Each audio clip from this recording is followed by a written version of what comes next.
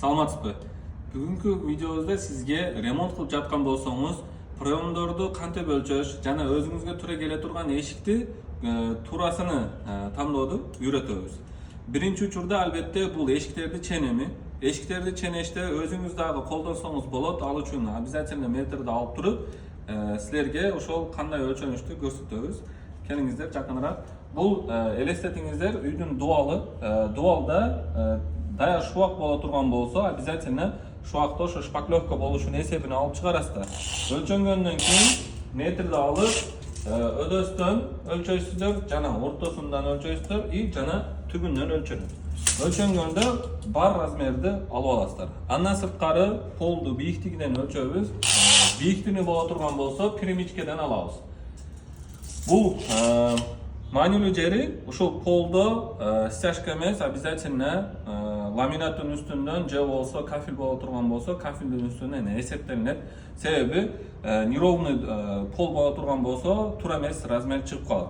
Ошондуктан сиз даяр полду көтөрүлүшүнө эсебин алып туруп ченишиңиз керек болот. Эми стандарттуу же болсо не стандарттуу, стандарт эмес болгон размерди кантип билебиз дей турган болсоңуздар, эшиктердин стандарттуу размерлери российский эшиктерде туурасы 60, 70, 80, 90 болот. Жана ошол размерге силер минимум плюс 8, максимум плюс 10 кошушуңуздар керек болот. Ал кезинде туурасы 88 же болсо 90 боло турган болсо, 80lik эшик батат. Же болсо 67, же болсо 70 болуп кала турган болсо дагы 60lik эшик алсаңыз болот.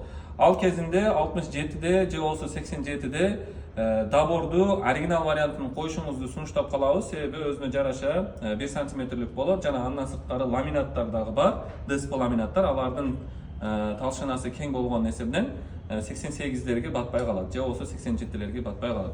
Ошондуктан силерге сунушубуз доборду өзүнүн оригинал вариантын алышты сунуштап калабыз. Андан сырткары размерлерди өлчөгөндөн кийин жана бийиктигин дагы ченешиңиздерге туура келет. Жана бийиктиги 2 метрлик эшик ала турган болсоңуз, айтканымдай 2.08 же болсо 2.10 болуш керек болуп калат.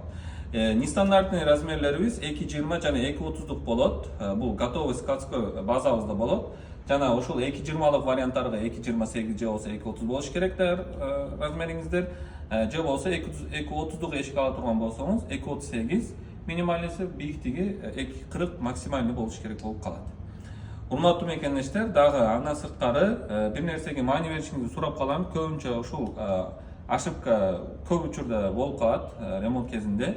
Кандай дей турган болсо, мына дубалыңыздын тегиздиги да карап койгула. Себеби наличник жакыныраак келиңиз.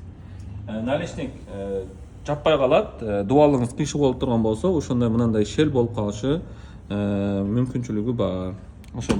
То есть шел болуп калышы мүмкүн.